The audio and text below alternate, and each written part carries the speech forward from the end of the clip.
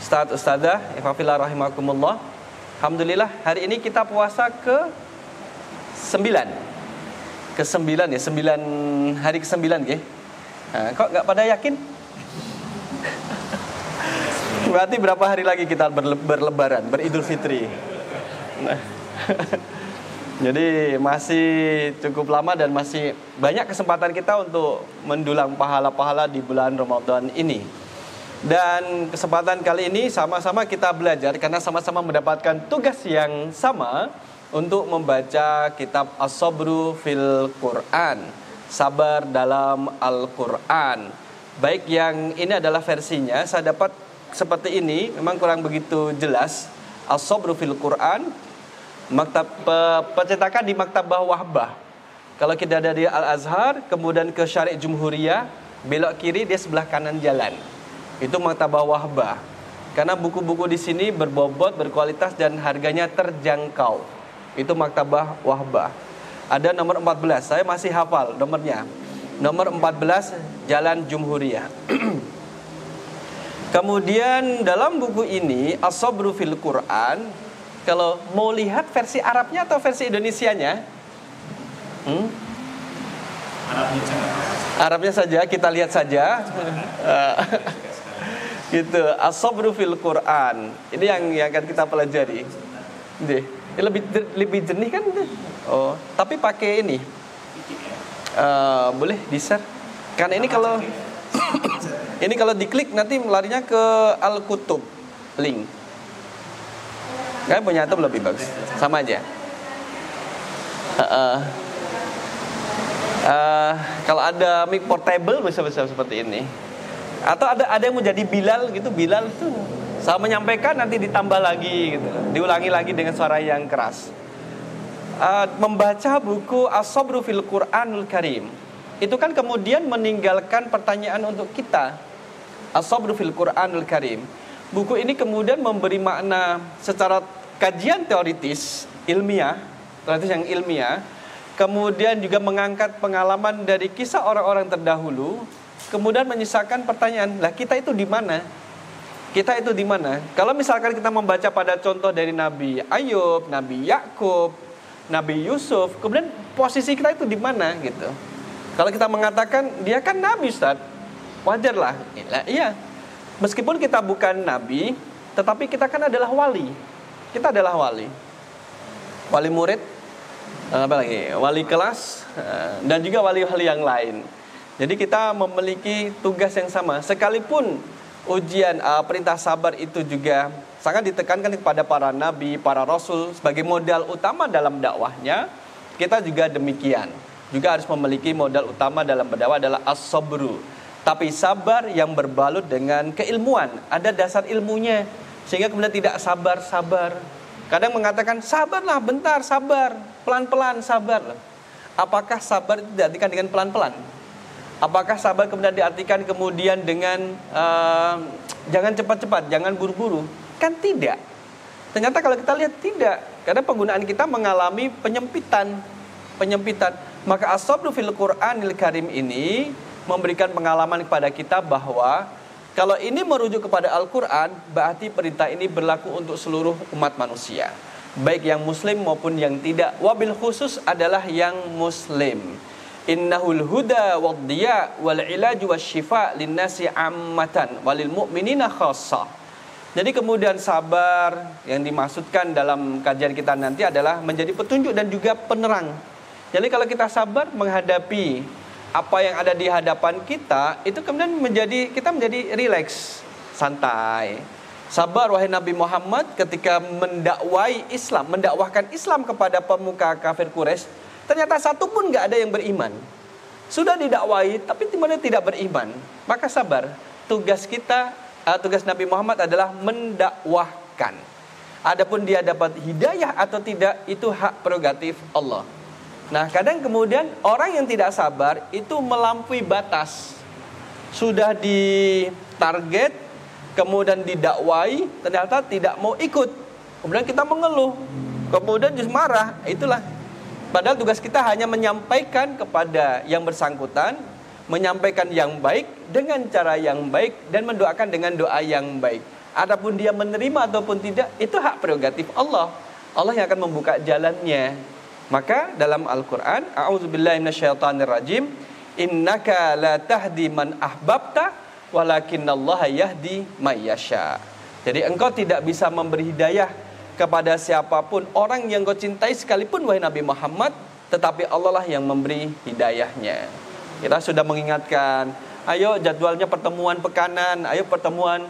Sudah diingatkan, sudah kemudian di reminder, nggak datang. Kemudian ditanya bagaimana kabarnya, apakah kamu sakit? Sehat. Apakah tidak ada kuota? Ada kuota. Apakah tidak ada uang untuk beli bahan bakar pertalite? Bukan pertamax karena oplosan.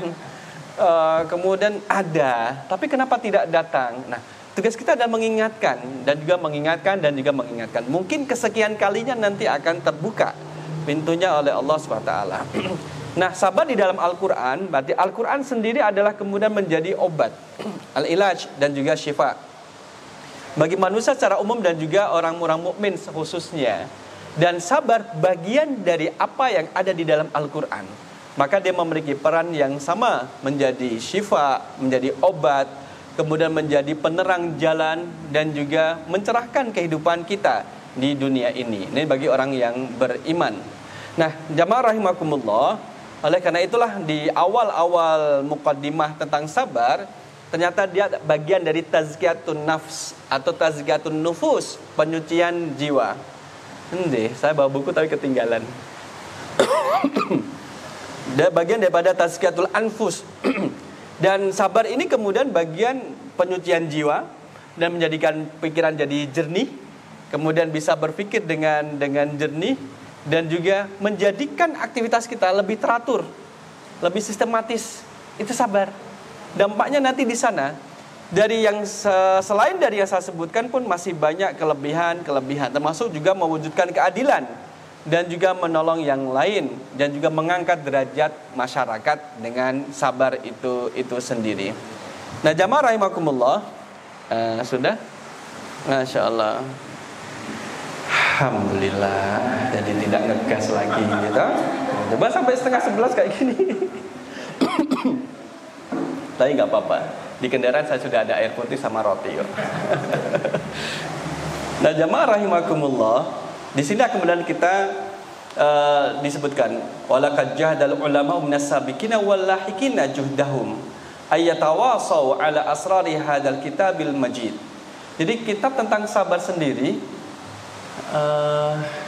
saya lupa nama antum. Naim Niam Muin.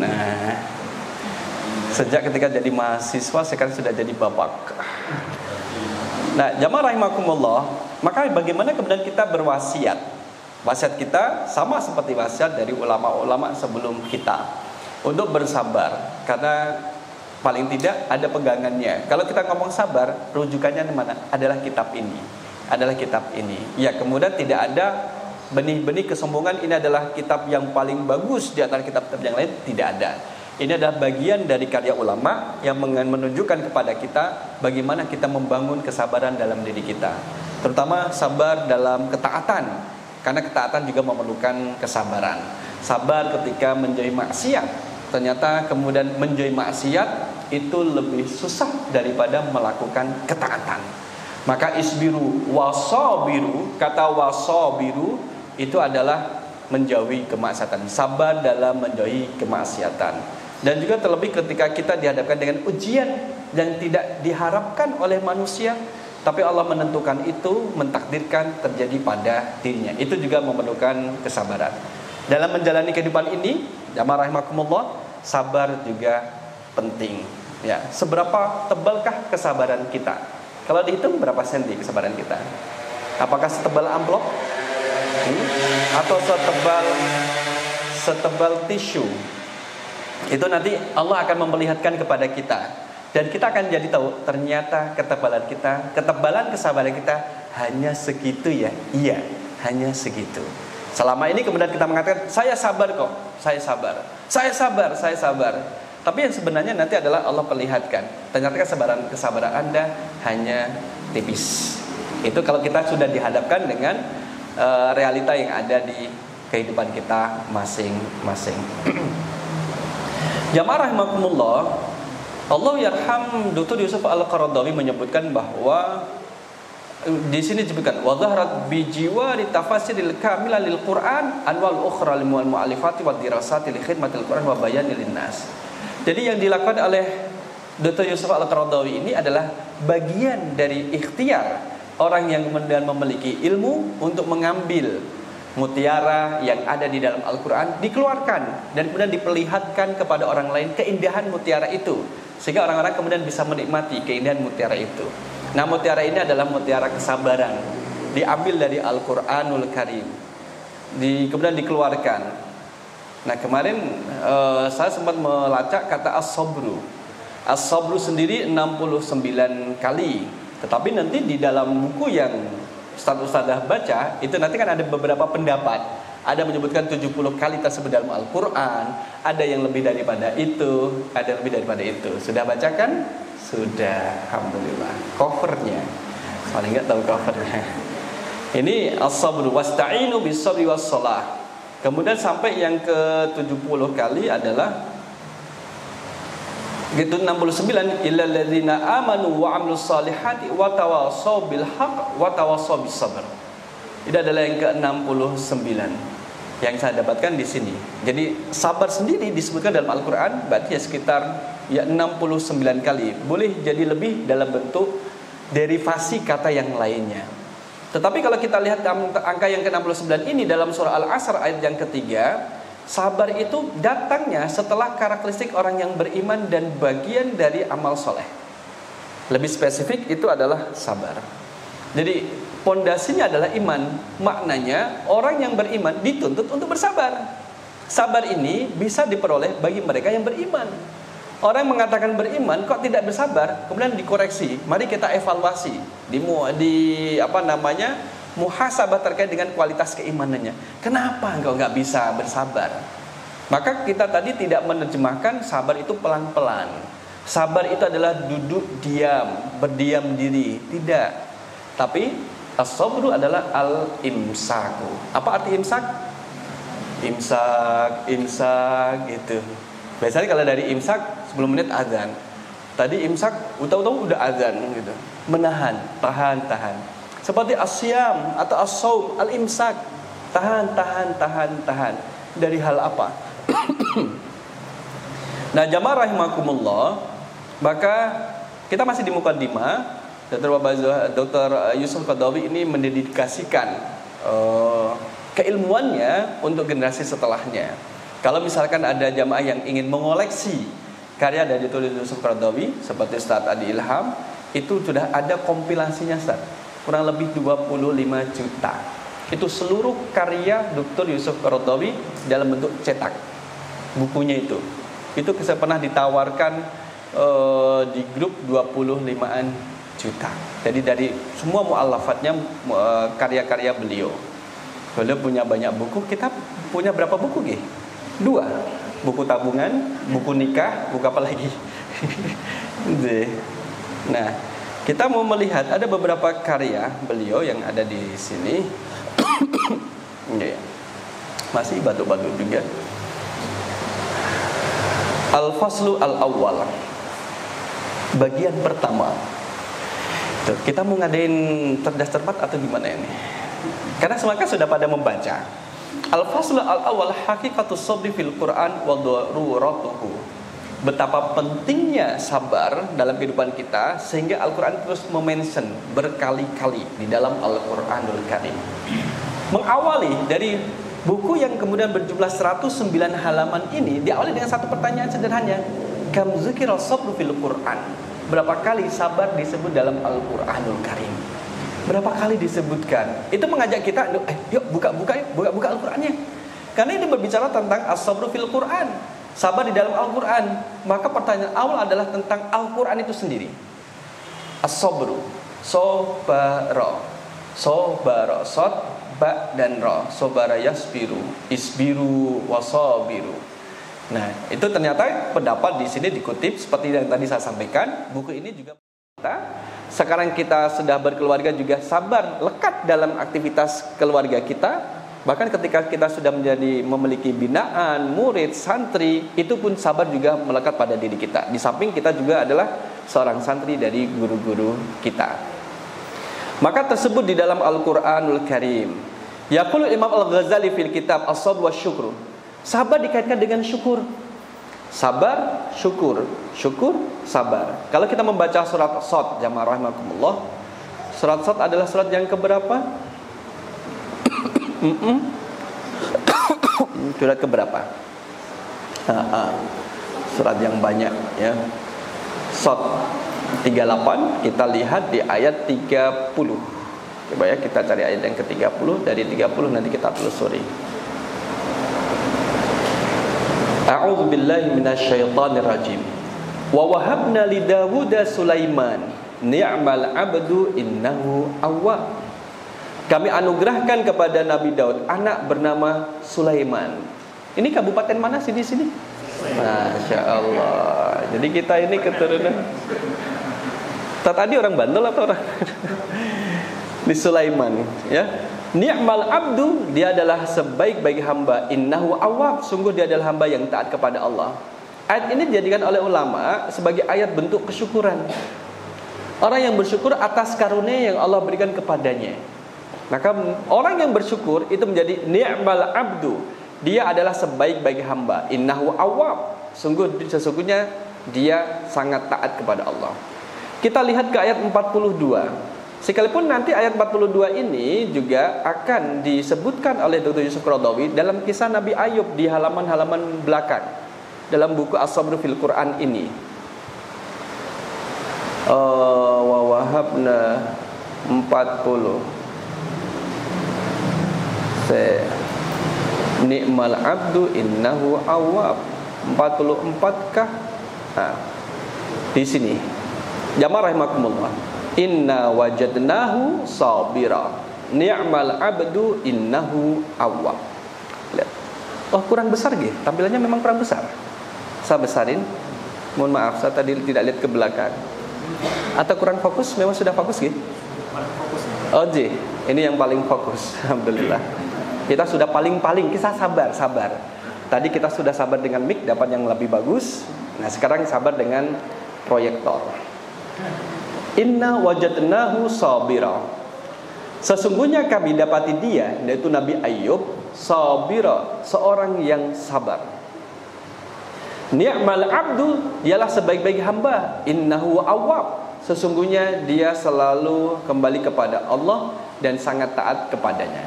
Ayat ini dipakai untuk menjelaskan orang yang bersabar. Kalau surat Shad ayat 30 tadi adalah untuk yang bersyukur, kalau yang 44 ini adalah untuk yang bersabar. Jadi tidak ada dari kita yang benar tidak diuji kan dari Allah SWT. Siapa dari kita yang tidak pernah diuji sejak lahir sekalipun? Ada?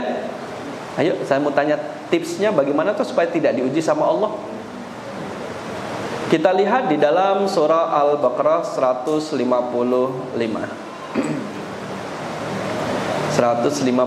setelah 154 di sini. Di sini, jamaah rahimakumullah. A'udzu billahi minasyaitonir rajim.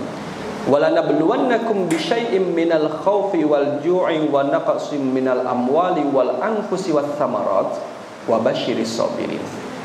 Walanabluwannakum, kami pasti akan menguji. Ada kata-kata pasti. Terkadang terjemahan ini tidak menggambarkan apa yang diinginkan oleh ayat. Walanabluwannakum, dan pasti benar-benar kami menguji kalian. Ada non taukid. Benar-benar kami akan menguji kalian. Bisyai'in, dengan sesuatu, menunjukkan sesuatu yang kecil, tidak banyak. Minal khauf, dari rasa takut. Min memberi makna tab'id, sebagian. Jadi kalau kita takut, memiliki rasa takut, itu tidak takut yang kemudian besar banget. Takut yang kecil, baru takutnya kecil. Wal khauf. Wal ju', rasa lapar. Laparnya kita tidak lapar yang kemudian klimaks banget lapar. Baru lapar sesaat. Sekarang ada yang merasa lapar? Ada tidak? Nggak boleh bohong lo, puasa-puasa lo ya. Nggak boleh bohong. Wal ju', rasa lapar. Dari mana kita tahu bahwa laparnya tidak begitu besar? Lapar yang sederhana, dari kata min, karena memberi makna sebagian. Wa naqsim minal amwal, kekurangan harta benda. Wal anfus, ujian jiwa. Was samarat, dan buah-buahan. Sudah mau panen, hilang, terjang banjir. Sudah mau panen, kemudian ada binatang yang masuk ke pekarangan. Sudah mau panen, ternyata ada yang mengambil, dan seterusnya. Wa basyiris sabirin, beri kabar gembira kepada orang-orang yang bersabar. Maknanya jamaah rahimakumullah, tidak ada dari kita yang tidak diuji oleh Allah. Termasuk juga saya dapat ujian. Nah, bagaimana kemudian kita menyikapi ujian itu? Dengan kesabaran. Kalau dalam kitab Riyadhus Shalihin, seseorang yang kemudian diuji oleh Allah, ada 4 penyikapannya. 4 penyikapan. Apakah yang pertama, yang kedua, ketiga, atau keempat? Bapak Ibu biasanya yang keberapa? 1, 2, 3, atau 4? Ayo, yang sudah baca bukunya. Oh, ini gak ada di buku. Saya gak ada. Yang pertama adalah ketika seseorang diuji oleh Allah, ayas khoto, marah. Ekspresi marah itu beda-beda. Ada yang diungkapkan dalam bentuk verbal, omongan. Ada kemudian mengungkapkan amarah itu dalam bentuk tulisan, cuitan, komentar di media sosial, atau kemudian di buku diarinya, atau dimanapun. Tapi itu adalah ungkapan, luapan dari kemarahan atas apa yang menimpa pada dirinya. Gak setuju dia. Kenapa harus saya? Kenapa nilai saya sekian? Kenapa saya tidak masuk dalam nominasi? Kenapa ini dan sebagainya? Itu diluapkan dalam bentuk amarahnya. Ada yang kemudian luapan, ada yang kemudian kebablasan sampai bundir. Kemudian ada yang keluar daripada Islam, bentuk dari luapannya.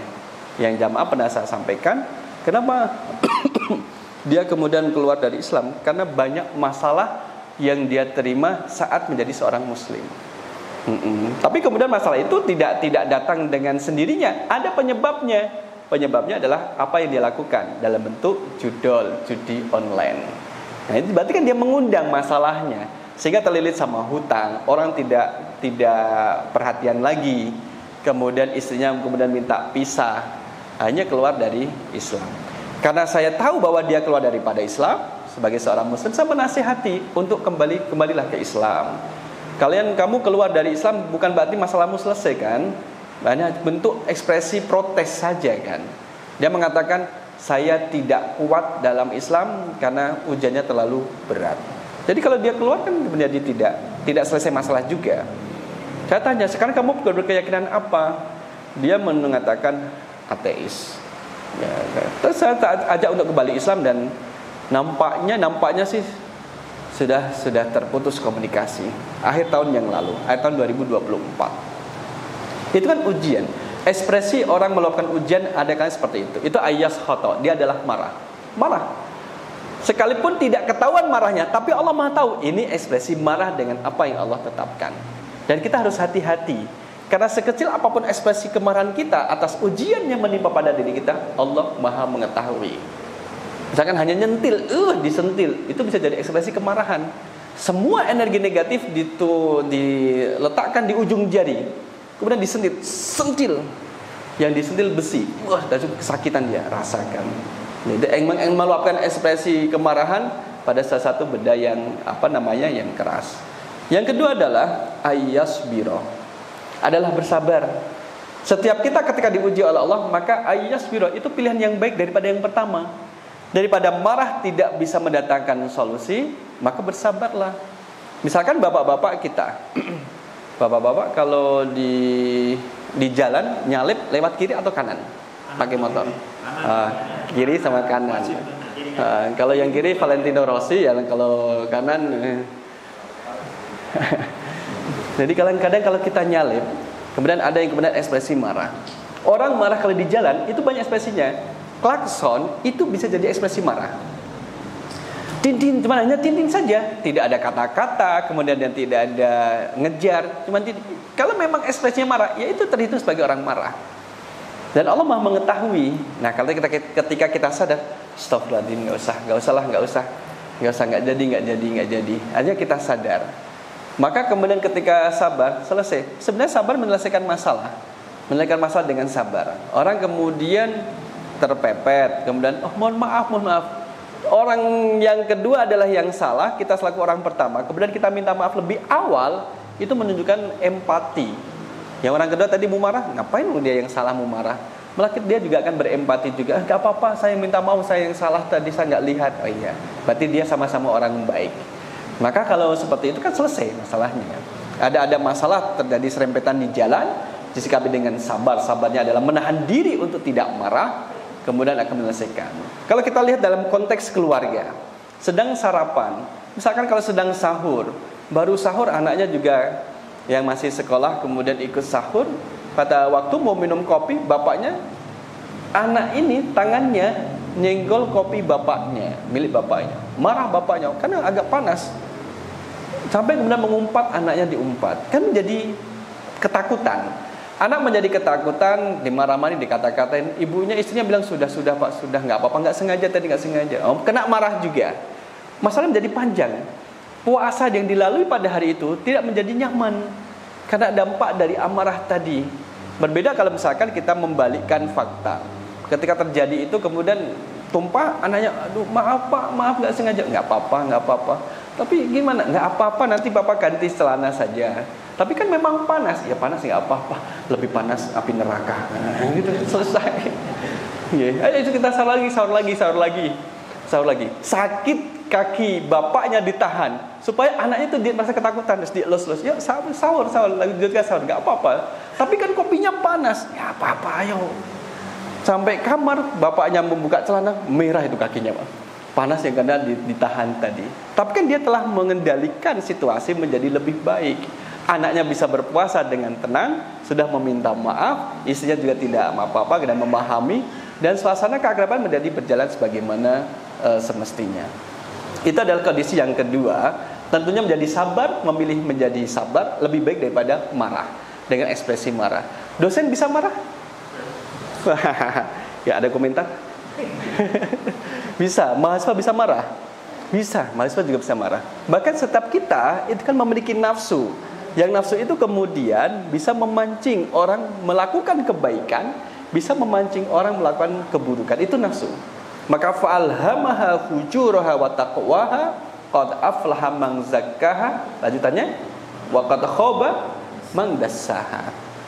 Itu nafsu, pembagian dari nafsu itu sendiri. Yang ketiga, pertama adalah ayas khata, orang itu marah. Yang kedua adalah ayas biro, orang itu milih untuk bersabar. Yang ketiga adalah ayyardiya, ridho. Jadi dia disebut dengan orang yang ridho. Ridho bagaimana? Ada Mas ridho? Enggak ada ya? Mas sabar? Oh, enggak ada semua di sini. Jadi ayyardiya adalah di atas sabar. Orang yang ridho itu kemudian dia mampu menahan dirinya dan kemudian, salam Prof, gantian pegang mic Prof. Prof nggak salah tempat, kok jadi di sini?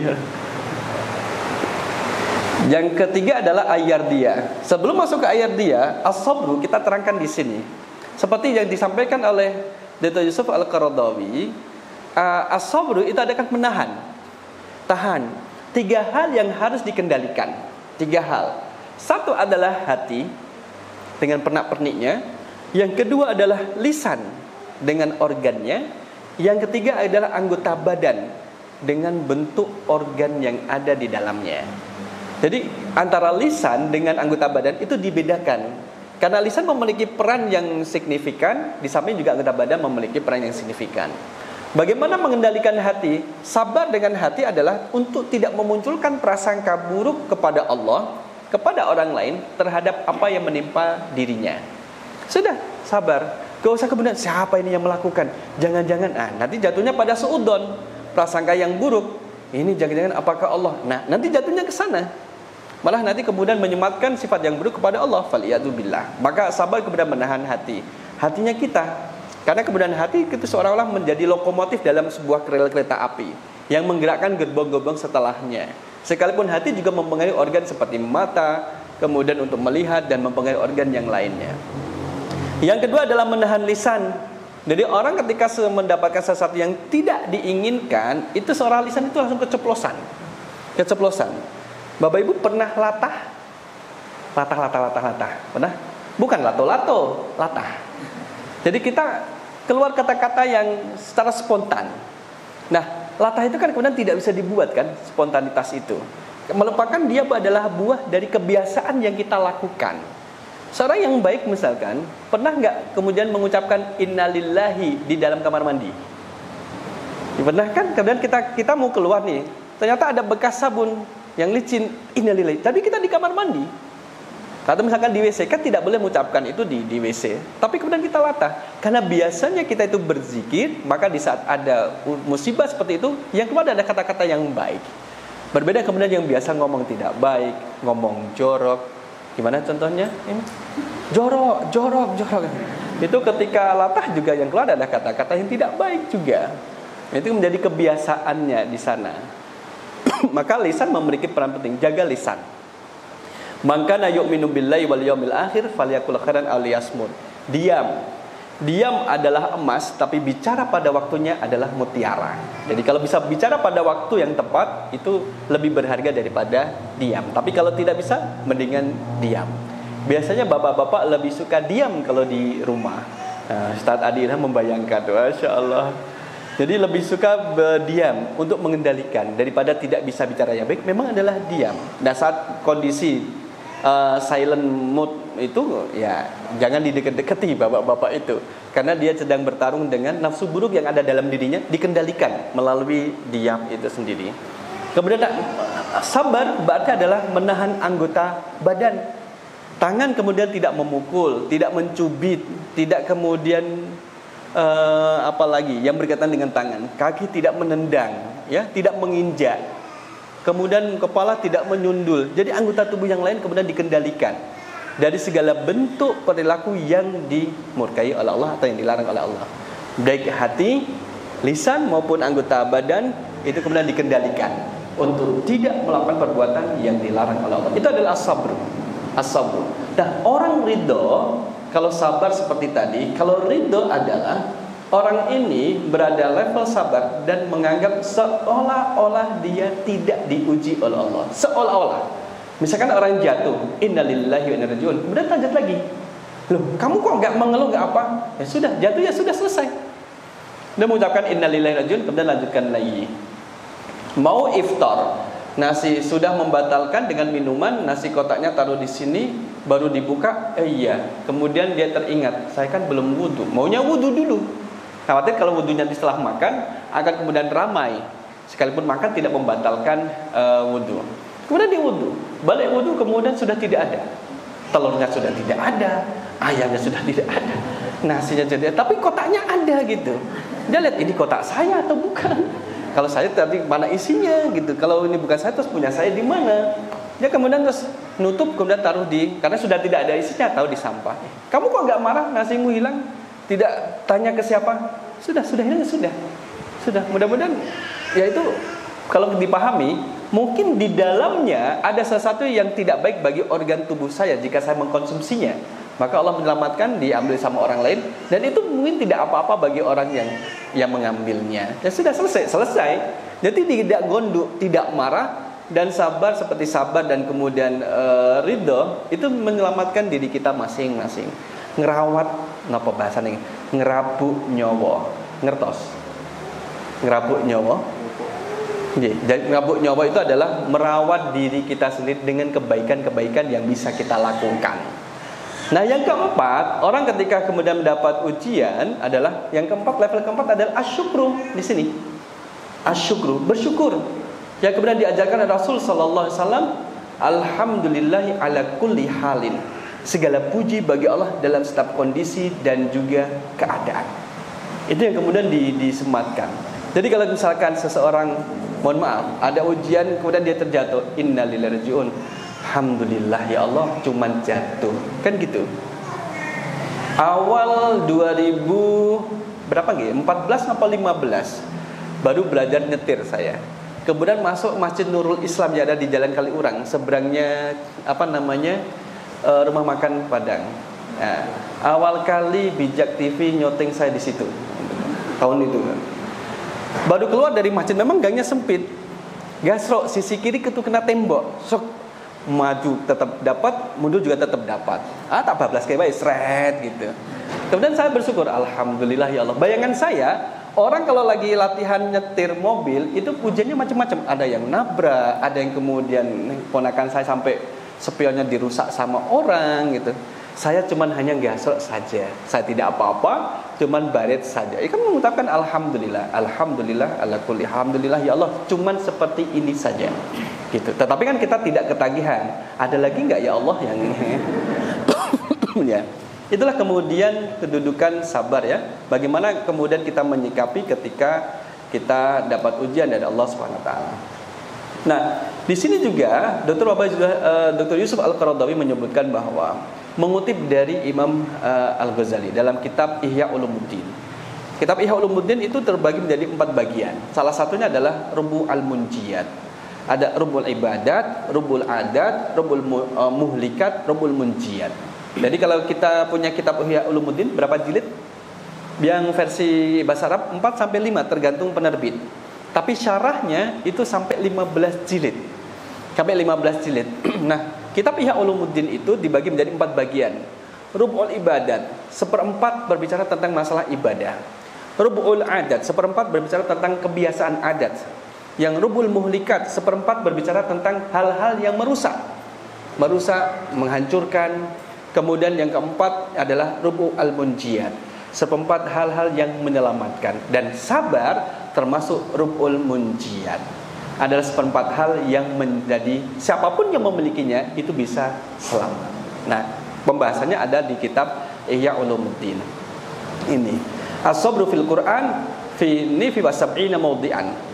Imam Ghazali menyebutkan bahwa sabar di dalam Al-Quran itu ada 70 tempat, 70 sekian tempat.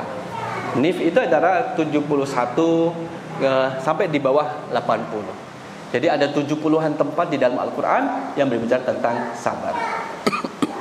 Kemudian Ibnul Qayyim Al-Jauzi dalam kitab Madarijis Salikin ya, tentang Anil Imam Ahmad qauluhu as-sabru fil Quran fi nahwi 90 mawdi'an. Sabar di dalam Al-Quran itu ada 90 tempat. Ya, berarti harus kita lihat di mana saja, ayatnya apa saja. Sependek pembacaan saya, sekilas pembacaan saya terhadap kitab Dr. Yusuf Al-Qaradawi ini adalah kemudian belum dikaji secara detail ayat per ayat tentang sabar. Misalkan kalau ini menjadi peluang bagi kita, sabar dalam Al-Quran, hikmah atau hasil dari kajian. Nanti ayat 1 berkaitan dengan sabar yang kemudian kita lihat di sini. Kemudian dijelaskan.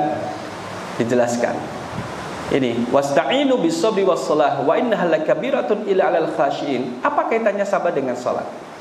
Kenapa kemudian sabar didahulukan? Kenapa tidak salat dulu? Itu kita kaji. Ini yang kemudian belum ada dalam buku kita ini. Tapi kepada menjadi madkhal, pembukaan dan memberi gambaran secara umum dan masih terbuka bagi kita untuk mengaji lebih dalam lagi. Tapi Dr. Yusuf Al-Qaradawi telah memulai dengan hal yang baru. Wasta'inu bis-sabri was-shalah. Kenapa sabar didahulukan? Bapak Ibu, ada yang mau sumbang saran? Kenapa sabar? Kenapa tidak wasta'inu bis-sholati was-sabri? Karena kalau kita lihat konteksnya, situasinya adalah orang yang sedang dalam ujian itu, dia tidak bisa melaksanakan kewajiban kalau tidak dibungkus dan dibalut dengan kesabaran. Orang yang kemudian dalam ujian, misalkan, dia tidak akan bisa sholat kalau dia tidak sabar.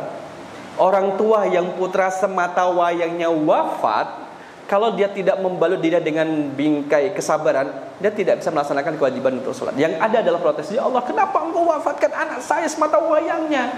Kenapa tidak kakeknya aja sekalian yang sudah tua tapi masih nggak mati-mati? Nah, keluar kata-kata yang tidak baik. Yang sepuh nggak meninggal, tapi anaknya itu masih muda kemudian harus meninggal. Maka sabar. Asbir, saya ikhlas ya Allah. Karena ikhlas itu membuka pintu surga bagi orang tua. Saya ikhlas dengan ketentuan-Mu ya Allah, maka akan membuka pintu surga. Termasuk juga dengan sabar ini adalah bisa melaksanakan salat. Wa id qultum ya Musa lan nasbira ala ta'amin wahidin fad'u lana rabbaka. Bagaimana orang-orang Bani Israel ketika kemudian mereka berada di lembah Tih, lembah kebingungan, arba'ina sana, 40 tahun di lembah kebingungan. Lembah kebingungan itu mereka nggak bisa keluar. nggak usah keluar. Mau keluar kemana? Ya di lembah tersebut. Tapi kemudian di lembah tersebut kemudian Allah memberikan al-manna wassalwa, ya burung, dan juga kemudian makanannya dari burung. Kalau disebut disamakan dengan burung puyuh, jenis burung yang mudah ditangkap, kemudian dagingnya enak. Minumannya apa? Kemudian dari embun serasa semanis madu, yang dia itu turunnya adalah ketika pagi hari sampai terbitnya matahari. Jadi bisa nadahi kayak embun gitu, nanti di tempat dananya itu terisi. Makanya daging yang berprotein, bergizi, minumannya adalah madu. Tapi mereka ini orang Bani Israel tetap tidak bersabar. Maunya adalah minta makanan yang lain. Maka dia mengatakan, wa idh qultum ya Musa.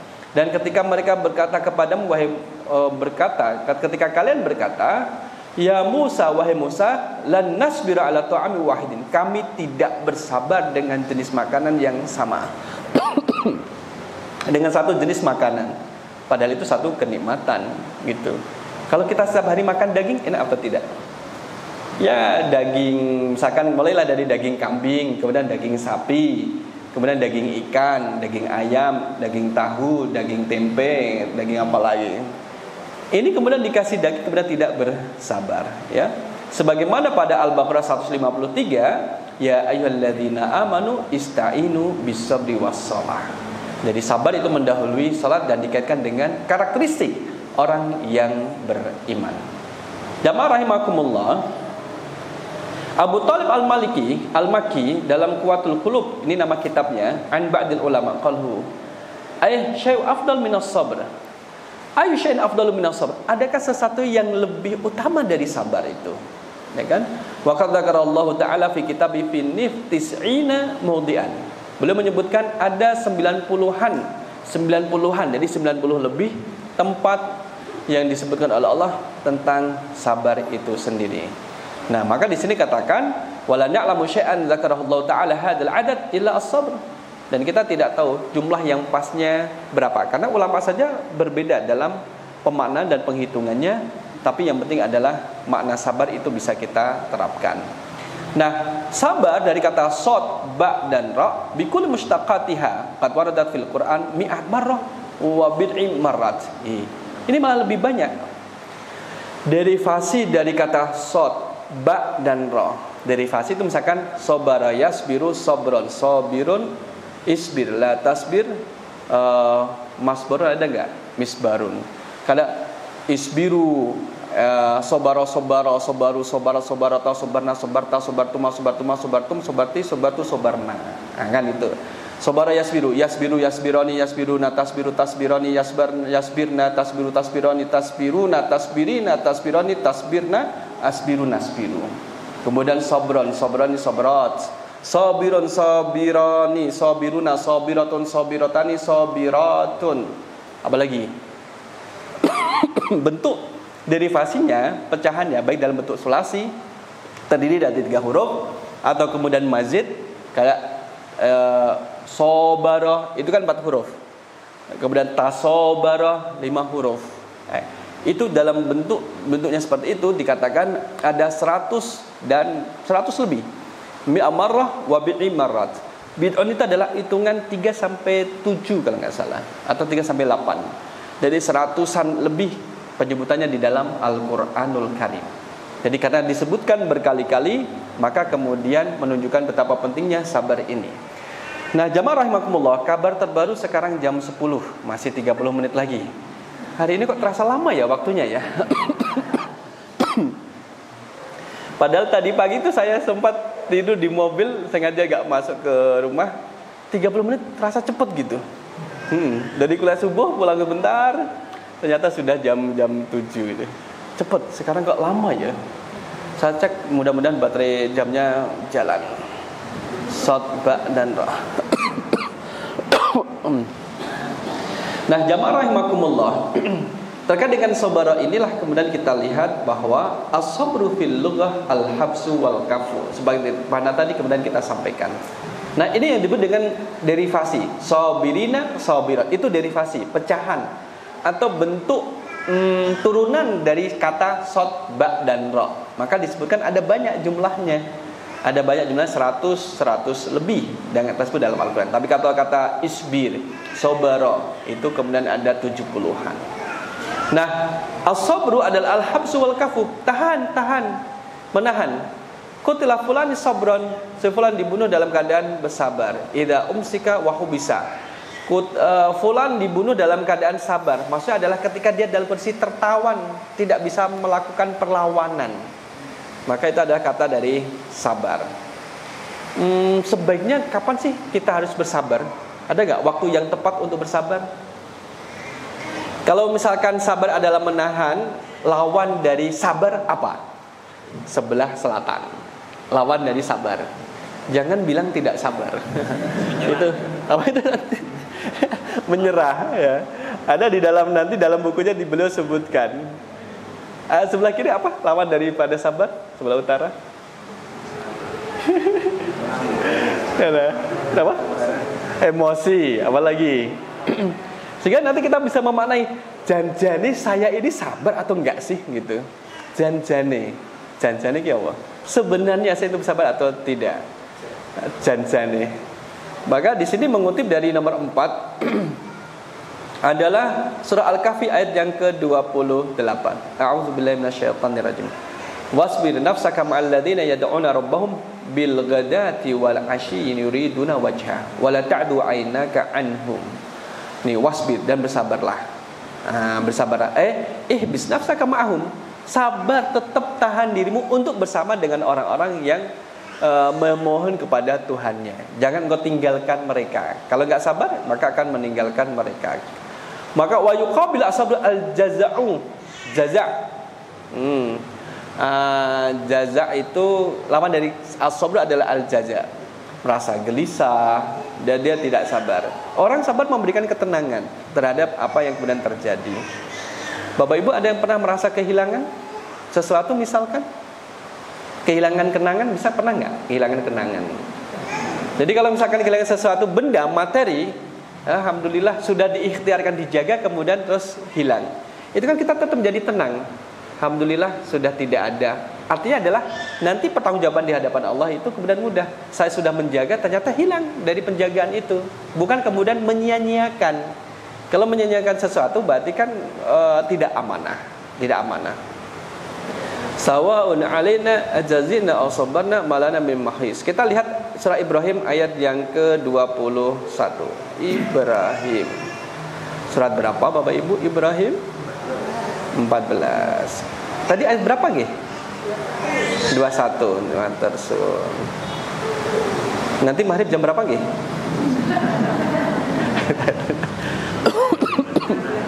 16 pas.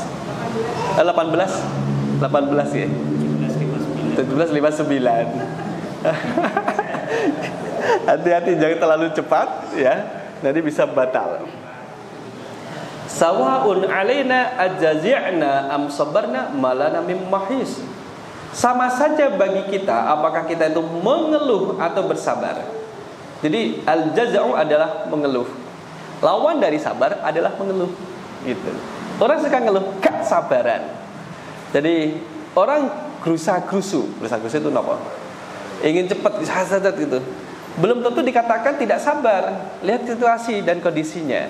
Tapi mengeluh terhadap apa yang menimpa pada dirinya. Sama saja bagi kita, apakah kita mengeluh atau sabar? Ini ajazi'na am sabarna malana mim mahis. Kita tidak mempunyai tempat sama sekali untuk melarikan diri. Ini kita mau menjelaskan tentang makna ini. Al-jaza'u. Niki, al-jaza'u di sini. Menjelaskan al-jaza'u. Itu adalah orang mengeluh. Lawan dari kata sabar menurut Dr. Yusuf Al-Qaradawi adalah mengeluh. Itu ngeluh. Bahasa Jawa ini nopo? Napa? Ngresulo. Sambat. Nek sambatan apa sambatan? Bantu orang gotong royong. Kerja bakti. Tapi kalau sambat, ngresula dan sejenisnya itu. Nah, itu jamaah rahimakumullah. Wa wa fil Qur'ani yakni habsun nafsi ala ma tukrahu wa ibtigha mardatillah. Menahan diri dari segala bentuk perilaku yang dilarang dan dibenci oleh Allah. Bukan dibenci oleh manusia, tapi dibenci oleh Allah. Allah tidak suka, kan sudah ada koridornya. Hal-hal yang dibenci oleh Allah. Misalkan dalam hadis, min husni islamil mar'i tarkuhu ma la ya'nihi. Tanda baiknya keislaman seseorang ketika dia meninggalkan yang tidak bermanfaat. Apa itu yang tidak bermanfaat? 4 hal. 4 hal yang tidak bermanfaat adalah kullu muharramat. Setiap yang diharamkan oleh Allah itu tidak bermanfaat. Sekalipun mau melakukannya menggunakan bismillah, enggak merubah yang haram menjadi halal. Tapi ada satu yang kemudian bisa berubah, adalah seperti memakan bangkai, ya, atau memakan makanan haram seperti B1, B2, ketika tidak ada yang lain dalam situasi nyawa terancam. Ya, maka kemudian boleh memakan yang haram sebatas untuk mengganjal perut. Ulama berpendapat cuma 1 suapan saja. Kalau yang kedua maka menjadi haram. Yang pertama dia tutup mata, yang kedua buka mata, yang ketiga tutup mata satu, sama saja. Nah, itu yang haram bisa menjadi halal dalam kondisi yang sangat sempit. Jadi tidak diberi kelonggaran. Tapi dalam kondisi kita misalkan kayak bukber, insya Allah masih mudah mendapatkan yang halal. Kalau orang mengatakan gimana mau mencari yang halal, cari yang haram aja susah, berarti ada rasa mengeluh dalam dirinya atau dia tidak sabar. Nah, kullu muharramat, setiap yang diharamkan. Nah, yang diharamkan oleh Allah ini kemudian memiliki turunan. Yang diharamkan dalam perbuatan hati, yang diharamkan dalam bentuk perbuatan lisan, yang diharamkan dalam bentuk anggota badan, yang diharamkan dalam bentuk makan dan minuman, yang diharamkan dalam bentuk akidah dan keyakinan. Semua yang diharamkan itu tidak bermanfaat. Nah, orang sabar itu menahan diri dari yang diharamkan itu tadi. Yang kedua adalah yang tidak bermakna adalah kullu makruhat. Makruh kariha artinya adalah dibenci. Dia dekat dengan haram. Siapa yang melakukan ini maka termasuk kategori orang yang dibenci oleh Allah. Hukum merokok minimal itu makruh. Maksimal adalah haram. Itu merokok. Merokok itu dihukumi seperti itu. Di Indonesia kan ada makruh kemudian dan juga haram. Di Mesir dihukumi haram dengan dalil-dalil yang ada. Nah, kalau sudah konsekuensi sebagai seorang muslim kalau itu adalah perilaku yang makruh, ya kita ditinggalkan, menunjukkan eksistensi keislaman dalam dirinya. Yang ketiga adalah kullu syubhat, yang dihukumi syubhat. Syubhat kalau dalam hadis Rasul, innal halala bayyinun wa innal harama bayyinun. Yang halal sudah jelas, yang haram sudah jelas. Wal umuru bainahuma mushtabihatun la ya'lamuhunna katsirun minan nas. Yang tidak diketahui halal haramnya itulah disebut dengan syubhat. Bisa itu adalah bentuk benda seperti baju, kemudian kosmetik misalkan dan sebagainya, atau kemudian dalam bentuk makanan yang kita tidak tahu halal dan haramnya. Tidak tahu halal haram secara hukum syar'inya atau halal haram dari hukum kepemilikannya. Ini janjiannya punya aku atau tidak ya? Nah, kayak gitu. Ada makanan, minuman, mau berbuka, ini punya saya tidak ya? Maka kadang kalau ada narasumber, misalkan lagi ngisi, kemudian dikasih minuman, kan kita tanya, ini minuman ini untuk saya atau untuk pajangan atau hiasan? Gitu. Kan harus jelas akadnya. Loh kok diminum Ustaz? Loh bukannya untuk saya, bukan itu untuk pajangan aja Ustaz gitu. Sama seperti narasumber di pembicara dikasih buah dibungkus plastik.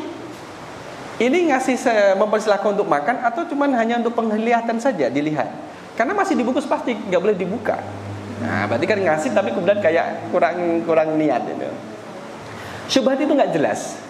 Kalau misalkan barang ini, katakanlah ini minuman, kemudian minumannya adalah es teler durian, cendol durian. Nah, tak kasih stikernya, mau stikernya? Ada stikernya itu di WhatsApp saya. Jadi kemudian ini punya saya atau tidak? Kalau tidak punya saya di mana? Kalau ini punya saya, lantas kenapa agak bergeser dari tempat sebelumnya? Kita masih ragu. Selama kita ragu antara punya saya ataupun tidak, itulah syubhat. Sampai jelas kemudian, oh itu punya orang itu, itu sudah hilang, kesyubhatan sudah hilang. Karena jelas hukumnya menjadi haram untuk kita nikmati, karena ini milik punya orang lain. Gitu. Oh itu punya jenengan. Oke, punya saya. Lah kok bergeser? Iya tadi kita naruh sesuatu terus kita geser. Tapi aslinya itu punya jenengan. Oh berarti dari semula syubhat berubah menjadi halal. Jadi syubhat itu sesuatu yang tidak diketahui halal haramnya. Maka kita harus menghindari terkait dengan hal-hal yang syubhat. Ada uang 100 ribu di tengah masjid. Nah gitu. Kira-kira syubhat enggak? Syubhat atau tidak? Tidak. Karena jelas itu bukan punya saya. Kan sudah jelas. Dia tidak syubhat karena kita sudah tahu. Bagi kita tidak syubhat karena sudah tahu itu bukan uang kita, tapi bagi yang lain itu masih cari itu uang saya atau tidak. Mungkin bagi dia uang 100 ribu adalah syubhat bagi dirinya. Karena dia belum mengetahui hukumnya apakah halal atau haram bagi dirinya. Bagi kita yang sudah tahu, oh itu bukan uang saya. Nah kenapa kok yakin? Mana mungkin saya punya uang 100 ribu kan gitu. Bodoh-bodoh 100 ribu, 20 ribu aja nggak ada gitu. Lah terus punyanya ya $100, terus 100 rial saya. Nah itu adalah yang ketiga. Yang keempat, sesuatu yang kemudian yang tidak bermanfaat untuk dilakukan seorang muslim adalah al-israf pada sesuatu yang mubah, berlebih-lebihan pada sesuatu yang mubah. Mubah itu kan boleh, tapi menjadi terlarang ketika dilaksanakan secara berlebih-lebihan. Ketika buka puasa, berbuka itu boleh, tapi ketika makan sampai berlebih-lebihan, maka itu menjadi tidak baik dan itu harus ditinggalkan. Sampai di tenggorokan, masih ditetel-tetel, sampai nggak bisa dikunyah, nggak bisa ditelan, masih ditetel-tetel. Itu kalau sujud itu pada turun, pada keluar itu, pada sujudnya itu tidak boleh. Nah, bagaimana dengan hukum misalkan ibu-ibu ketika melihat diskon besar-besaran? Nah, kemudian belanja banyak-banyak padahal yang dibeli itu belum tentu digunakan dan belum tentu dibutuhkan. Alasannya kenapa? Iya kah? Oh gitu ya? Oh sama, berarti saya juga gitu kemarin. Di Jeddah beli kayak gitu juga, mumpung ada diskon. Nah itu kemudian menjadi pertanyaan juga. Boleh mengambil sebatas apa yang kita perlukan. Kadang dorongannya adalah asal tidak dibeli sama orang lain. Nah gitu kan menjadi ada hawa nafsu rakus untuk membeli sesuatu yang tidak diperlukan. Itu adalah pemaknaan terkait dengan sabar dan juga pengulangan. Anwa'us sabri fil Quran. Sabar di dalam Al-Qur'anul Karim. Maka wa ma tukrihun nafsu anwa'an wa alwan syatta. Sesuatu yang tidak disukai oleh jiwa kita, diri kita, itu kan bermacam-macam, ya. Oleh karena itulah kemudian banyak sesuatu yang tidak disukai oleh diri kita sehingga kita harus meninggalkannya dan harus berpegang pada nilai-nilai dan konsep kesabarannya. Kalau Imam Ghazali menyebutkan i'lam anna sabra darbani. Sabar ada dua bentuk, ada dua macam. Darbun badani. Jadi adalah bentuk sabar, bentuk badan secara fisik. Kata hamulil masyaqqati bil badani wasyabi 'alaiha. Sebagaimana kita menerima kondisi fisik, ya aduh ya Allah kok sakit. Nah, itu kan perlu sabar juga. Pakaiannya kok sudah pada sobek gitu, sudah kecil dan sebagainya. Wa imma bil fi'li kata'atil a'mal syaqqah, imma minal ibadati aw min ghairiha. Baik dalam bentuk perbuatan atau kemudian sesuatu yang memberatkan, bahkan dalam bentuk hal ibadah itu.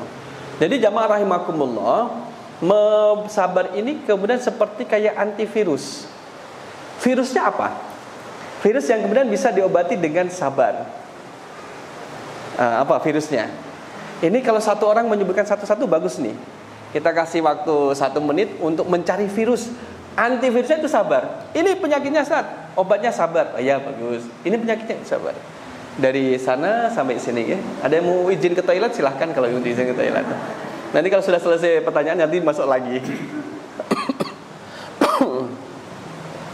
Sudah ketemu? Sudah. Oke, kita mulai dari sebelah. Inna Rasulullah yuhibbu at-tayammun. Rasul suka dari sisi kanan. Masnya rasa nggak bawa lampu. Apa? Virusnya apa toh? Virus yang harus yang bisa diobati dengan sabar. Ini lebih aplikatif. Silakan nanti ustazah. Kalau yang tidur tidak kita minta untuk jawab. Yang tidur. Satu saja.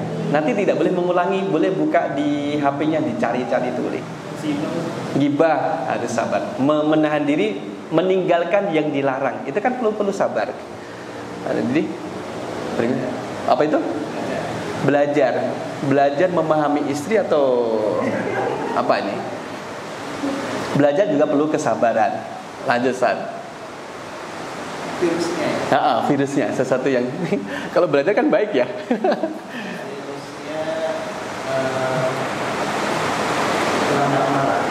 Mudah marah. Orang itu lebih mudah menahan marah atau lebih mudah menahan diri dimarahi? Sabar menahan marah atau sabar dimarahi? Mana yang berat? Sabar menahan marah atau sabar dimarahi? Sabar marah. Ketika dia itu memarahi ya, maka antivirusnya adalah sabar. Ustaz, di belakang.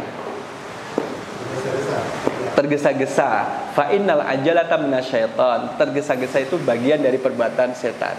Tetapi kemudian di dalam Al-Qur'an ada fastabiqul khairat, dalam kebaikan. Dari dalam kebaikan fastabiqul khairat, berlomba-lomba dalam kebaikan. Wasari'u ila magfiratin min rabbikum, bersegera dalam mencari ampunan pada Allah, itu harus segera. Kemudian fafirru ilallah dalam surah Al-Jumu'ah, kalau sudah dikumandangkan adzan kedua, bergegas untuk menuju tempat salat. Ustaz kacamata. Menunda-nunda at-taswif, menunda-nunda dalam hal melakukan kebaikan. Sedilit engkas apalagi nanti apa lagi, itu menunda-nunda. Sama seperti anak kos, kalau misalkan baju kotor satu, masih sedikit, kemudian 7 potong, masih sedikit, nanti aja nyucinya, nanti ternyata sudah banyak. Ketika sudah banyak menjadi berat, pusing, mau nyuci lagi semangat nyuci, bismillah menyuci, hujan, nggak jadi, ya kan? Itu yang terjadi orang di rumah. Gitu. Start lagi. Khawatir, merasa was-was, alladzi yuwaswisu fi sudurin nas. Maka kadang kalau kita merasa was-was, kemudian berdoa kepada Allah dengan membaca muawwidhataini. Was-was itu muncul ketika kita hendak melakukan kebaikan. Ya, kita melakukan kebaikan. Ada yang kemudian menjadikan untuk jangan dilakukan, nggak usah untuk dilakukan. Terakhir Ustaz. Sedih itu kemudian bisa mendekatkan diri pada kekufuran. Hati-hati. Sedih boleh, maka hazina yahzanu, hazina itu memberi makna bahwa sesuatu yang terjadi pada manusia yang tidak terus-menerus. Sama seperti fariha, hazina. Huruf fi'il sulasi, Profir, kalau yang di tengah itu di kasroh, memberikan makna bahwa perbuatan itu terjadi tidak akan lama. Kayak fariha, orang bahagia, kan tidak terus-menerus dia bahagia. Hazina adalah orang yang sedih, tidak terus-menerus. Ghadiba, orang marah, tidak terus-menerus. Jadi kalau misalkan orang sedih berkelanjutan, itu berbahaya. Mungkin boleh sedih karena itu sifat manusiawi. Misalkan kalau kita lihat orang yang suka senyum, kamu kok nggak pernah sedih? Salah. Dia justru sedihnya adalah kenapa tidak bisa berhenti tersenyum. Itu mungkin ya. Karena selalu tersenyum, ketemu orang tersenyum dan senyum. Dan masih banyak lagi, ya. Di sini disimpan dulu, ya, simpan. Nanti ada lagi. Nah, jamaah rahimakumullah, kita mau melihat contoh dari kemudian sabar. As-sabru khasisatul insani, ya. Jadi kemudian karakteristik manusia ada sabar. Dr. Yusuf Al-Qaradawi kemudian, walamma kana al-insan huwal makhluqul aqil al-mukallaf bil mubtala. Sekalipun manusia itu adalah makhluk yang berakal dan kemudian mendapat beban, mukallaf, ada beban, wal mubtala, sekaligus orang yang diuji, karena sabru khasisatu min khasasiatil mumayyizah. Nah, sabar itu menjadi karakteristik yang menjadikan manusia itu istimewa. Saking istimewanya disebut dengan istimiwir. Saking istimewa jadi istimiwir. Ini menjadi istimewa di hadapan Allah ketika orang itu bersabar. Jubahnya kita adalah jubah kesabaran, jubah kesyukuran, bukan jubah kesombongan. Yaqulul Imam Al-Ghazali fi tahlili ma'na sabru bi wa bayani haqiqatihi. As-sabru khasiatul insan. Ketika Imam Ghazali, Dr. Yusuf Qaradawi ini banyak mengutip karya dari Imam Ghazali dalam kitab Ihya Ulumuddin. Yang tadi kita sebutkan di awal, Ar-Rubu' al-Munjiyat, seperempat hal yang menyelamatkan. Dan ini kan ditulis oleh Imam Ghazali dengan disiplin ilmunya. Kemarin kita ngobrol dengan saya yang dari Mesir yang di Jogja itu, Imam Ghazali itu, jamaah rahimakumullah, kalau di satu tempat ada madrasah, kalau kita ada sekolah, madrasah atau majlis taklim, dia akan belajar di sana, mengambil ilmu yang ada di situ untuk dipelajari. Selesai, pindah lagi ke tempat yang lain, dipelajari, pelan-pelan dipelajari, sampai kemudian disebut dengan bahrum min bahuril ilmi, samudra ilmu, samudra ilmu. Tetapi juga Imam Ghazali sebagai sehebat apapun tetap juga memiliki kekurangan karena sebagai manusia. Bapak Ibu ada yang belajar statistika? Kira-kira Imam Ghazali tahu SPSS enggak? M plus gitu, Lesrel lah gitu. Itu ada sisi-sisi yang kemudian memang dulu belum ada statistika.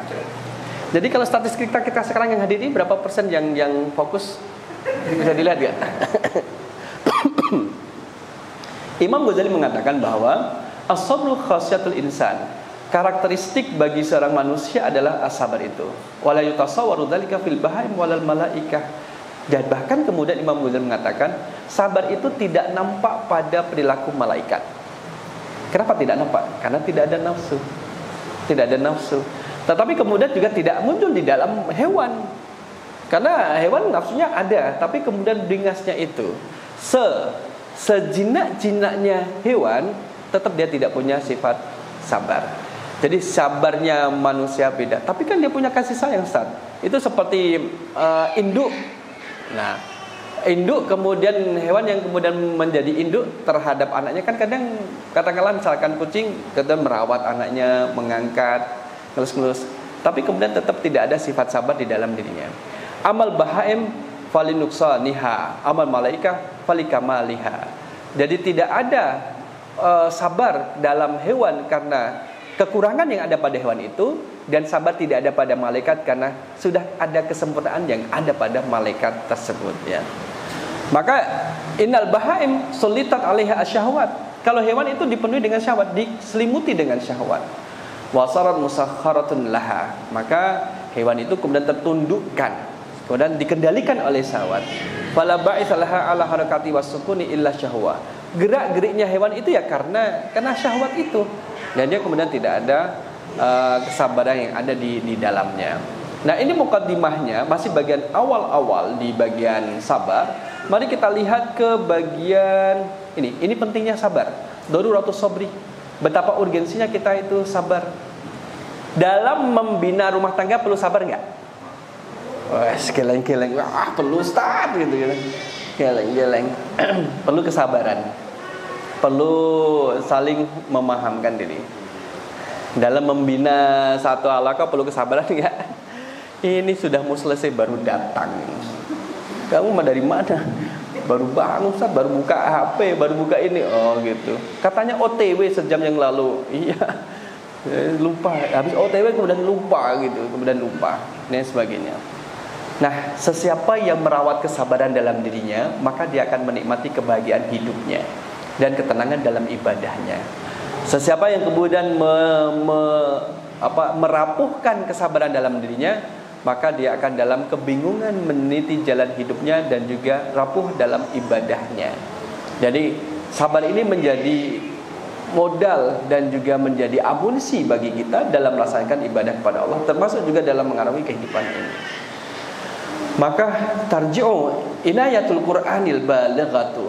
Inayatul Qur'anil balighatu bisabri. Betapa pentingnya Al-Qur'an itu memberi perhatian terhadap sabar. Sampai tadi kemudian berkali-kali disebutkan, sampai puluhan, 70, bahkan sampai 100 lebih.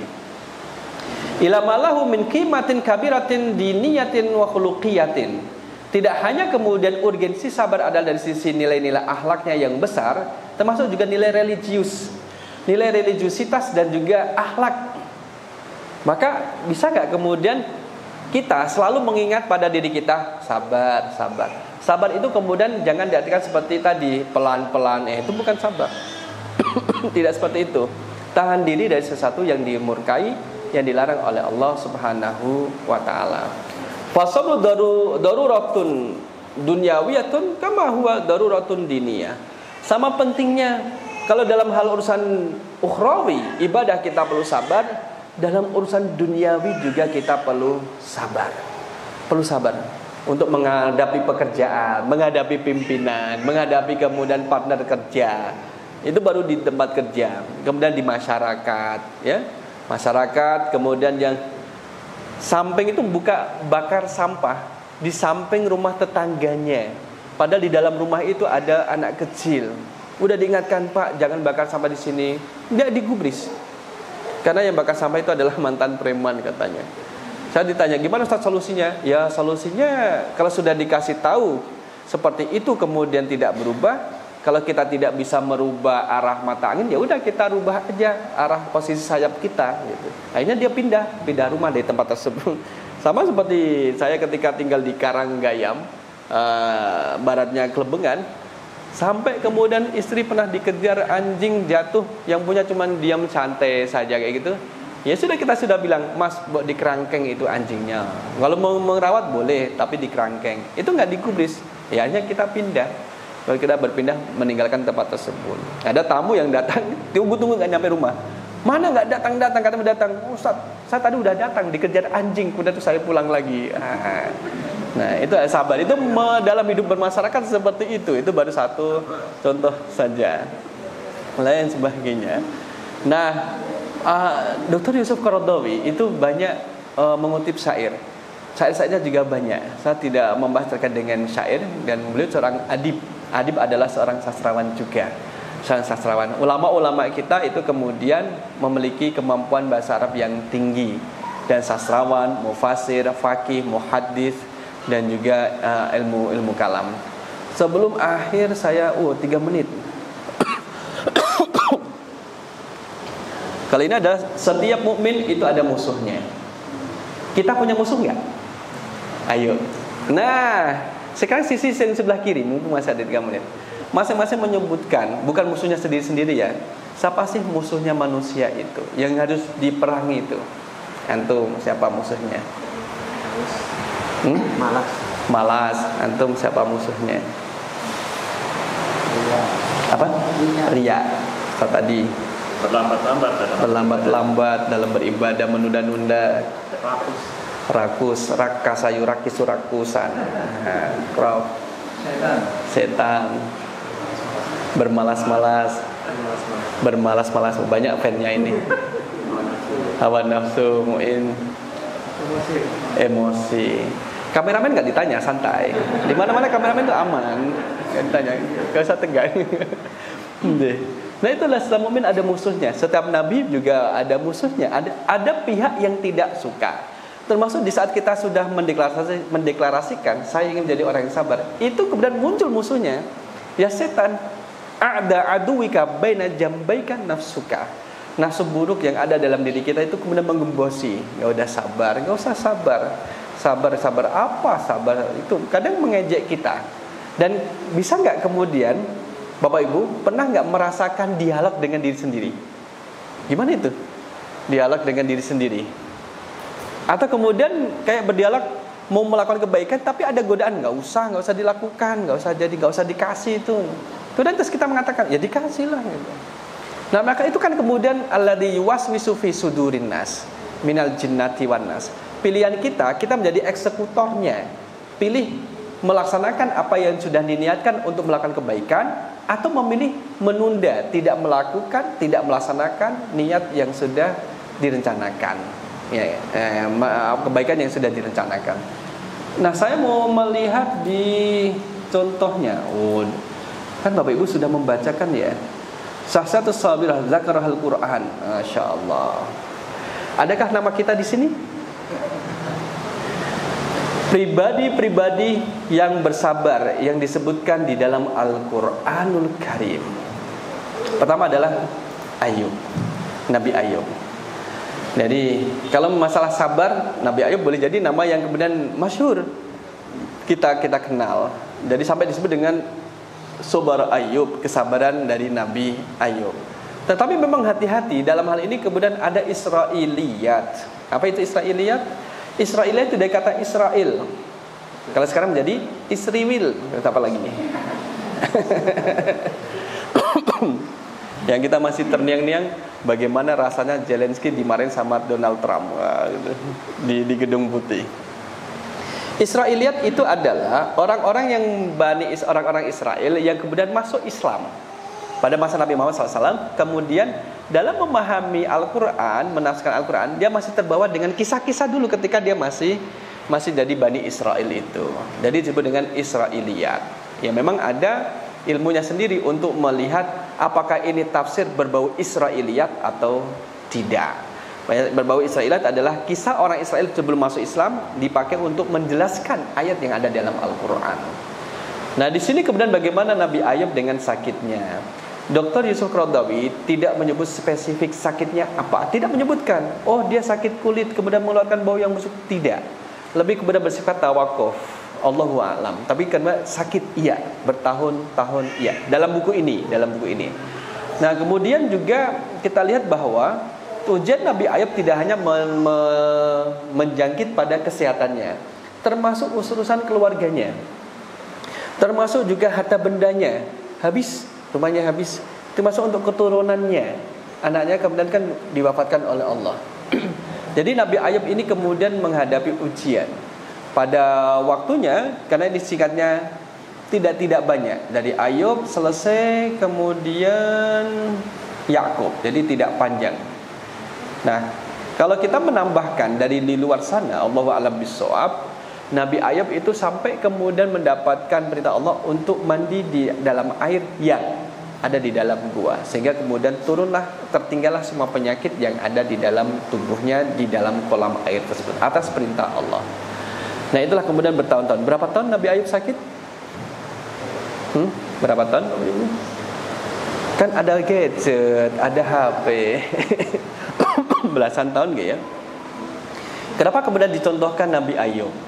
Dr. Yusuf Qaradawi itu seolah-olah menginginkan pada kita, di saat kita dapat ujian yang semisal dengan Nabi Ayub, dalam kategori adalah ujian kesehatan, ingat, selama-lamanya kita sakit tidak melebihi sakitnya Nabi Ayub. Selemah-lemahnya kita merasakan sakit tidak melebihi lemahnya Nabi Ayub menanggung sakitnya. Kemudian apa? Misalkan katakanlah, mohon maaf, seburuk-buruknya kita sakit tidak lebih buruk dari sakit yang menimpa Nabi Ayub. Toh demikian, Nabi Ayub kemudian tetap menjadi orang yang taat. Sakitnya itu kemudian tidak menjadi sebab atau halangan untuk tidak beribadah kepada Allah. Sehingga kalau ada manusia yang mengancam, ya Allah, kalau tidak engkau sembuhkan saya, ya Allah, saya nggak mau sholat, biar berkurang pendukungmu, ya Allah. Nggak boleh. Gimana mengancam apa? Allah diancam kayak gitu, malah ditambah penyakitnya dan sebagainya. Nah, Nabi Ayub memberikan contoh kepada kita. Jadi kalau saya membaca ini dan menerjemahkan sabar adalah menjaga ketaatan kepada Allah dalam kondisi yang tidak enak sekalipun, itu sabar. Tetap taat. Intinya adalah memang tetap taat. Taat itu dalam kondisi yang tidak enak sekalipun. Apakah kemudian ditimpa ujian, tapi kemudian tetap taat. Dan jamaah rahimakumullah, ingin gak jadi orang yang bersabar? Ingin tidak jadi orang yang bersabar? Ingin buka puasa tidak? Kalau ingin jadi orang bersabar, Allah bisa saja menunjukkan kepada diri kita sebenarnya kita itu sabar atau tidak. Jadi tidak hanya keinginan saja, tapi harus dibuktikan. Jadi akan ada ujian. Saya menyampaikan contoh tentang ikhlas waktu itu. Habis itu ikhlas, kalau ada ujian kita ikhlas. Keluar dari masjid, helm saya hilang. Saya pasti ingat ini tuh. Itu helm mereknya Fox, VOG warna merah. Jadi saya pinjam takmir ya gitu. Itu diundang sama kader kita di UIN gitu. Kita harus ikhlas. Dan saat diuji juga ikhlas. Hilang kedua kali di kampus UIN, helm yang sama, VOG warna merah. Habis itu saya nggak membuat contoh untuk diri saya sendiri. Gitu, maka contohlah yang baik-baik ya. Ma la yudraku kullu la yutraku kullu. Yang tidak bisa dipelajari semuanya, tidak bisa disampaikan semuanya, tidak ditinggal semuanya. Setidaknya bagian awal sudah kita ambil, dan bagian akhir baru kita mengambil Nabi Ayub. Ada juga Nabi Yakub dengan ujian bagaimana kesedihan Nabi Yakub dengan kepergian Yusuf alaihi salam ya. Karena cintanya terhadap Yusuf begitu kuat sampai kemudian menjadikan Nabi Yakub itu menjadi orang yang buta. Jadi menjadi buta, dan kemudian Allah kembalikan penglihatannya setelah sekian lamanya ya. Kemudian juga ada ujian pada Nabi Yusuf yang kemudian dipenjara. Karena Nabi Yusuf lebih suka untuk dipenjara daripada hidup di lingkaran istana. Jadi sampai ada istilah gini, entah itu anekdot atau ungkapan, orang sebaik apapun kalau sudah masuk istana, itu akan menjadi bejat lah. Sahabat apapun manusia itu seperti malaikat, kalau sudah masuk lingkaran istana akan jadi iblis. Gitu. Berarti godaannya itu memang kuat di sana. Ya. Oh, ini kan nggak dioplos, cuma di blending saja. Nah itu apa bedanya oplosan dengan blending? Gitu ya. Yang dicampur dengan di blending. Itu kemudian ujian Nabi Yusuf. Zulaikha qala ma'azallah, ketika dipanggil, hai Ucup, panggil Ucup. Ini mau digoda. Qala ma'adallah, aku berlindung kepada Allah SWT. Sudah sendiri, tinggal berdua, tidak ada yang melihat, pintu sudah tertutup. Kemudian diajak untuk berzina sama Zulaikha. Kemudian ketahuan sama Al-Aziz, suaminya Zulaikha. Itu kemudian Zulaikha memutarbalikkan fakta. Ini Yusuf mau bermaksud kepada saya. Tapi kan Aziz memiliki kebijaksanaan. Dilihat bajunya yang sobek dari mana. Kalau sobek itu bagian depan, berarti Yusuf jadi pelaku dan istrinya itu jadi korban. Jadi sehingga ada penolakan dan sampai sobek baju Yusuf.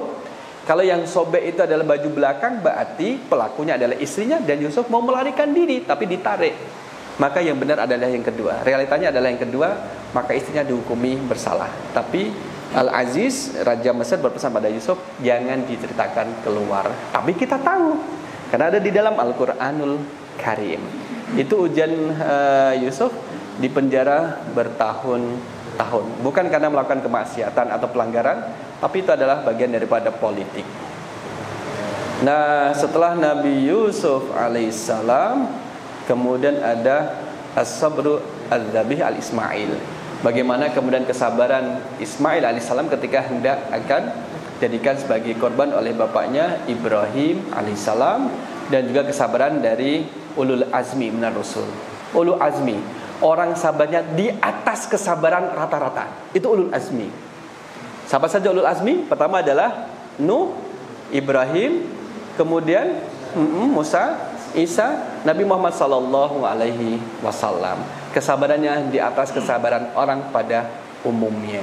Kalau misalkan yang lain disabar, diuji dengan ujian yang berat, beliau ini yang dalam ulul azmi lebih berat dari apa yang ada. Allahu a'lam bishawab. Mohon maaf sudah berkurang 8 menit. Mudah-mudahan bermanfaat dan menjadikan kita tentunya menjadi pribadi yang lebih bersabar. Tidak hanya sekedar menjadi knowledge, pengetahuan yang kita koleksi, tetapi kemudian kita implementasikan di bulan Ramadan dan di bulan setelahnya. Allahu a'lam bishawab. Aku qouli hadza astaghfirullah li wa lakum. Assalamualaikum warahmatullahi wabarakatuh.